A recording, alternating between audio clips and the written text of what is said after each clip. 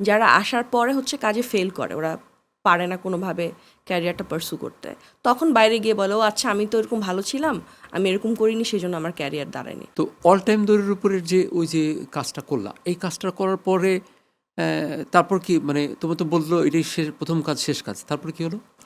তো আমার গ্র্যাজুয়েশনের পর ফ্রি টাইমটা, তো তখন আমার কাছে দুটো নাটকের অফার আসলো একটা ঈদে। দুটো না, আরও কয়েকটা এসেছিলো, বাট দুইটা আমি করতে চেয়েছি। একটা হচ্ছে রেদওয়ান রনি ভাইয়ের, ওনার একটা নাটক, আর একটা হচ্ছে অংশু ভাইয়ের। এটা কি 2012-13 দিকে? না, এটা হচ্ছে 16-তে। 16-তে? 16-তে ইনফ্যাক্ট দাদা ওখানে ওখানে অংশু ভাইয়ের যে নাটকটা করেছিলাম সেটা দেখেই কিন্তু আপনিও আমাকে পরের বছর কাস্ট করেছিলেন। আমি তোমার সেটাই বলছিলাম যে 16 বা 17তেই আমি 16-তে, হ্যাঁ কাজ, আমি তোমাকে 16-তে। তখন তুমি একদম মানে হয়তো 3-4টা নাটক করছো এরকম, খুব ওই ওই বেশি না। ওইটা ওই অংশু ভাই নাটকটা আমার থার্ড নাটক ছিল। সো ওইটার পরপরই হচ্ছে এবং আপনার আমার সাথে করছো সিরিয়াল, সিরিয়াল। যেটা মনে হয় তুমি সিরিয়াল এর আগে করছো বলে আমার না, মনে হয় না। তখনই আমি পরপর একসাথে 2-3টা সিরিয়াল করছিলা? 7টা সিরিয়াল, মানে ওই করছিলা। দুইটা সিঙ্গেল নাটক অন এয়ার হওয়ার পরে 1 সপ্তাহের মধ্যে আমার কাছে সিরিয়াল আসে হচ্ছে ইমরাউল রাফাতের, বান্না ভাইয়ের, আপনার, কচি ভাইয়ের, রেদওয়ান রনি ভাইয়ের একটা, আর আরেকটা কোনটা যেন, 6টা সিরিয়াল আমি একসাথে একই টাইমে শুরু করি। সো যার জন্য হঠাৎ করে আমার খুবই ব্যস্ত একটা লাইফ শুরু হয়ে যায়। তখন প্রতি মাসে একটা সিরিয়াল যদি 3-4 দিনও ডেট দেই, সে তো স্বাভাবিক ছিল, খুব স্বাভাবিক। আমি আসলে তখন বুঝতে পারছিলাম না, মানে সব ভালো ডিরেক্টররা আমাকে ডাকছে, আমি না করব কিভাবে। মানে এখন যদি আমাকে তখন ওই সময় মানে রেদন রনি ভাই বলছে যে হ্যাঁ আমি এটা তোমাদের ইয়াংদেরকে নিয়ে সিরিয়াল বানাচ্ছি, কাজ করো। ও আরেকটা হচ্ছে রাজ ভাইয়ের, মোস্তফা কামাল আচ্ছা, রাজ আচ্ছা, আচ্ছা। আরেকটা। সো ওনারা তো অনেক সবাই, ওনাদেরকে দেখে আমি টিভির নাটক দেখেছি আর কি, যে নাটক কি, এই জিনিসগুলো বুঝলাম। সো ওনারা যখন আমাকে কল করে তখন আমি না করব কিভাবে। সো আমি একচেটিয়া কাজ শুরু করলাম। বাট ওই সময় অল অফ আ সাডেন এত কাজের লোড নেওয়ার ক্যাপাসিটি আমার ছিল না। আমি খুবই ফ্রিকোয়েন্ট সিক হয়ে যেতাম, বা মানে থাকতো না, ঘুম হতো না সেটে, হয়তো বা কেউ কিছু বলতো আমি রেগে যেতাম হঠাৎ করে, যে এইটা আমাকে কেন বলছে, আমি এত কষ্ট করে এসেছি, এরকম একটা জিনিস ছিল আর কি। বাট ওই তো শুরু, এরপর কিন্তু আর আমার আমার এটা বলি আমি যে আমি তো অংশু ভাইয়ের ওই মানে সিঙ্গেলটা দেখলাম। অল টাইম দৌড়ের উপরটা আমার অত ভালো মতো মনে নেই, কারণ ওটার মধ্যে অনেকে ছিল। আমি তখন, এখন কি, এখন যদি দেখি যে আমার সবাই যে যাদের কথা বললাম, তসিফ, সাফা, তুমি, অ্যালেন, সবাই তো, মিশু, সবাই তো, সবার সাথে তো অসংখ্য কাজ হয়েছে আমার। তখন তো আর কাউকে চেনার মতো ছিল না। কিন্তু ওই অংশু ভাইয়ের ওই কাজটা দেখার পরে যখন আমি প্রডিউসারের সাথে একটা মিটিং করতে বসলাম, তো আমি বললাম কি দেখেন, এখানে একটা ক্যারেক্টার আছে যে ক্যারেক্টারটা খুবই মানে খুব, সে খুব রিজার্ভ, আবার সে খুব রেগে যায়। আমি তোমাকে চিনি না কিন্তু তখন, রেগে যায়। একটা নতুন একটা মেয়ে আছে, এই মেয়েটাকে আমি নিতে চাই। প্রডিউসারকে আমি বললাম, প্রডিউসার বলে যে উনি খুব ভালো মানুষ, উনি এটা নিয়ে কোনো বদাস নাই। উনি বলে আপনি নেন, আপনি যাকে খুশি তাকে নেন, শুধু দেখেন টিভি আবার কিছু না বলে। আমি টিভিকেও বললাম যে একে নিবে, বলে হ্যাঁ ও তো কাজ করছে ইদানিং খুব ভালো ভালো। তো এখন দেখো যে একটা মানুষ ভালো কিছু করতে হলে অনেক চেষ্টা করতে হয় না, কিন্তু তুই একটা ভালো কাজ করলে কিন্তু মানুষের ফোকাসে চলে আসে। এখন অনেকে বলে না যে আমার আসলে 30টা নাটক করতে হবে বড় বড়, নাহলে আমি পরিচিত হতে পারবো না। এটা কিন্তু আমার মনে হয় না যে ঠিক। আমার মনে হয় যে তুমি ঠিক মতো তোমার যেরকম যে তুমি টিভিসিগুলো বা ওই কাজগুলো হয়তো খুবই তুমি মনোযোগ দিয়ে করছিল, মানে করার জন্য কিন্তু তোমাকে সবাই একবারে মানে একভাবে তাকে তোমাকে নিয়ে নিছে এটা। কিন্তু ওই জিনিসটা আমাকে বললো যে তোমাকে বাসা থেকে যে বললো যে একটার পরে আর করতে দিবে না, তাহলে তুমি এতগুলো করছিলে কীভাবে? আচ্ছা, এর মাঝখানে যে দুটো নাটক করলাম, আমি বললাম না রনি ভাইয়ের আর অংশু ভাইয়ের, তো অংশু ভাইয়ের নাটকটা আমি আর আমার বাবা পাশাপাশি বসেই ওই নাটকটা দেখেছি যখন টিভিতে অন এয়ার হচ্ছিল। তো নাটকটা শেষ হওয়ার পর আমার বাবা একটা স্টেটমেন্ট দিয়েছিল, যেটা আসলে আমার লাইফের সবচেয়ে বড় অ্যাচিভমেন্ট এখন পর্যন্ত এটা। সেটা হচ্ছে যে আমার মেয়ের অভিনয় দেখে মনে হচ্ছে যে ওর মধ্যে অভিনয় একটা প্রতিভা আছে, আমি যদি ওকে বাধা দিই একটা প্রতিভা নষ্ট হবে, আমি প্রতিভাটা নষ্ট না করি। এটা গ্রেট, গ্রেট। সো এরপরে আসলে আমাকে বাবা মার অভিনয়ের জন্য কখনো বাধা দেয়নি।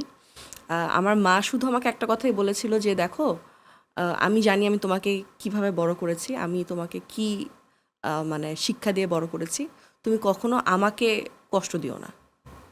তো এটাও আমার মার অনেক বড় একটা কথা ছিল, যে সব কিছুর এগেনস্টে, আমার বোনরাও তখন এটার এগেনস্টে ছিল, আত্মীয় স্বজনরাও বলতো যে তোমার মেয়েকে এই জায়গায় কেন কাজ করতে দিচ্ছ।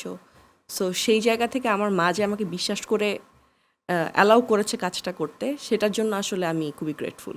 না, কিন্তু ওই যে আত্মীয় স্বজনরা যেটা করে সবসময় যে এটা ভালো না, এটা না, তুমি তো মিডিয়ার বাইরের একটা মানুষ, মিডিয়াতে ঢুকে গেলা, মিডিয়া কি আসলে এতটা খারাপ বলে মনে হয়েছে কখনো যে খুব দাদা খারাপ ভালো সব জায়গায় আছে, হ্যাঁ। এখন আপনার প্রথম কথা হচ্ছে হাতের 5টা আঙুল কখনোই সমান না। এখানে কিছু মানুষ আসে ইন্টেনশন নিয়ে, জানে যে এখানে তো এরকম হয়, আমি এরকমই করব। এরকম কিছু মেয়েকে আমি দেখেছি, ওরা এসছে। আবার আরেকটা যেটা হয়, কিছু মানুষ আছে যারা আসার পরে হচ্ছে কাজে ফেল করে, ওরা পারে না কোনোভাবে ক্যারিয়ারটা পার্সু করতে, তখন বাইরে গিয়ে বলে ও আচ্ছা আমি তো এরকম ভালো ছিলাম, আমি এরকম করিনি, সেই জন্য আমার ক্যারিয়ার দাঁড়ায়নি। আসলে তুই অ্যাক্টিংই পারিস না, এই জন্য তোকে নেয় নাই। এটার জন্য না, কারণ কেউ যদি ভালো অ্যাক্টিং করে, এখানে প্রচুর ডিরেক্টর দাদা, প্রচুর ডিরেক্টর, বরঞ্চ আর্টিস্ট কম। ঘুরে ফিরে আপনি এই কয়েকটা ফেসকেই দেখবেন, সবাই নতুন আর্টিস্ট চায়। কেউ যদি ভালো অ্যাক্টিং করে, তাকে আমি বলবো যে আমাদের ইন্ডাস্ট্রি তাকে অনেক সুন্দর করেই তাকে ওয়েলকাম করে, তাকে কখনোই মানে বাজে কথা বলে না। কিন্তু আমার কাছে কেন যেন মনে হয় কিছু মানুষের ইন্টেনশনই থাকে, ওরা ভেবেই আসে আমাকে তো বাজে প্রপোজাল দিবে, আমি এটার জন্য রেডি। না, কিন্তু একটা কথা বলি আমি, যে তুমি বলো না সবাই ডিরেক্টর, সবাই তো আসলে ডিরেক্টর না, এখানে তো অনেকে এখানে আছে অনেক অ্যারেঞ্জারও মানে আছে যারা মানে আমি তো যেটা জানি যে মানে এমন আমি অনেককে জানি যে কিছুই তারা ডিরেকশন যেটাকে বোঝায় ধারে কাছে অ্যাকশন যায় না। বলে হ্যাঁ, আর কাট বলে, তো action- মাঝখানেরটা পুরোটা আর্টিস্টদের এবং উপর, ডিওপি নির্ভর সম্পূর্ণভাবেই সম্পূর্ণভাবে ডিওপিনিয়ন। তারা কিন্তু আমি মানে সরি টু সে যে আমি যেহেতু এই কাজটাই করি, আমার বলা হয়তো ঠিক না, তারপর আমার বলতে হয় যে অনেক ডিরেক্টরই আছে তারা কোনো শর্টের কিছুই জানে না, শর্ট তো তাকে জানতে হবে অ্যাটলিস্ট। আর আমার কাছে যেটা মনে হয় কি, এটা আমার নিজের মনে হয়, এটা নাও হতে পারে, যে একটা ডিরেক্টর যদি তার স্ক্রিপ্ট যদি তার নিজে তৈরি করতে না পারে, আমি অন্যের স্ক্রিপ্ট নিয়ে আমি করতেই পারি দু একটা কাজ, কিন্তু আমার কাছে মনে হয় ডিরেকশনের সাথে স্ক্রিপ্টের কাজটা খুবই ওতপ্রোতভাবে জড়িত। যদি সেই স্ক্রিপ্টটা না লিখতে না পারুক, সেটাকে যদি গুছাতে না বুঝতে পারে, হয়, হ্যাঁ। না গুছাতে পারলে কিন্তু আমি মানে ইদানিং শুনি যে এরকম অনেক ডিরেক্টর আছে যারা কিনা স্ক্রিপ্ট নাকি পড়েও নেই, সে নাটক শুটিং করতেছে, সে এসে বলতেছে কোন সিন, গল্পটা সে জানে, বলছে কোন ওইটা পড়ার তার সময় নেই। তা আমার তখন খুব মানে মনে কষ্ট হয় যে আসলে তাহলে কি আমি ভুল করলাম, যে আসলে এমন একটা জায়গায় আসলাম যেখানে কিনা এভাবেও কাজ করা যায়, মানে কোনো কিছুই করা লাগবে না, শেখা লাগবে না, যে আমার মনে হলো আমি অ্যারেঞ্জ করতে পারবো, আমি ওকে নিব, এই ক্যামেরাম্যানকে নিব, এই সেট নিব, আমি গিয়ে শুটিং ওই যে অ্যাকশন বলবো আর কাট বলবো, এটাও তো হচ্ছে, এটা হচ্ছে। তো এখন আসার কথা যে আসলে এতে খুব ভালো কিছু হয় না আসলে, এবং তারা বেশি দিন সার্ভাইভও করে না। হেল্প করে না। কারণ আমি আমার টাইম থেকে দেখছি তো যে অনেক মানুষজন আসছে চলে যাচ্ছে, হ্যাঁ, বিশেষ করে ডিরেকশনের জায়গা থেকে। আমাদের সেই সময়ের যারা ছিল, আমার অনেক বছর হয়ে গেছে, প্রায় 19-20 বছর হয়ে গেছে এই কাজটা করছি। তা আমার দেখলাম যে অনেক লোকজনই নেই, এবং আর্টিস্টের ক্ষেত্রে তাই, অনেক আর্টিস্ট কিন্তু নেই। হতে পারে যে অনেকে হয়তো বয়সের কারণে চলে যায় বা কিছু, কিন্তু অনেকেই দেখা যায় যে সাস্টেইন করতে পারে না, থাকতে পারে না। না দাদা, সাস্টেন করতে না পারার পিছনে একটা বড় কারণ কি, আমাদের দেশে যখন নির্মাতারা স্পেশালি লাস্ট কিছু বছর ধরে নাটক বানায়, ওনারা আসলে প্রেম ভালোবাসার গল্পের বাইরে খুব বেশি যেতে পারে না। মানে দুজন প্রোটাগনিস্টের বাইরে গল্প ওনারা বানাতে পারে না। এটার মধ্যে বাজেট একটা ইস্যু আছে, ভিউ একটা বড় ইস্যু আছে, চ্যানেলগুলো গিয়ে করে। ভিউ নিয়ে বলবো, আর মানে এটা একটা বড় ব্যাপার। আরও একটা ব্যাপার কি আছে যে এখানে কি কোনো সিন্ডিকেট কাজ করে? সিন্ডিকেটের ব্যাপারটা কি দাদা, যে যার সাথে কমফোর্টেবল সে তার সাথে কাজ করে, এটা আমি মনে করি। ধরেন দাদা, কেন বলছি, আমাদের দেশ ছাড়া পৃথিবীর বাকি সব দেশে আলাদা আলাদা টিম থাকে। কস্টিউমের কাজ শুধুমাত্র কস্টিউম করা, রাইটিং টিম ডিরেক্টরের সাথে বসে লাইন ঠিক করবে, কাস্টিং ডিরেক্টরের কাজ কাস্টিং করা, প্রডিউসার টাকা পয়সা দেখবে, লাইন প্রডিউসার বাকিগুলো দেখবে, যার যার কাজ ভাগ করা। আমাদের দেশের ডিরেক্টর অল ইন অল, ডিরেক্টরই কস্টিউম ঠিক করছে, ডিরেক্টরই প্রডিউসারের কাজ করছে, ডিরেক্টরই কাস্টিং করছে।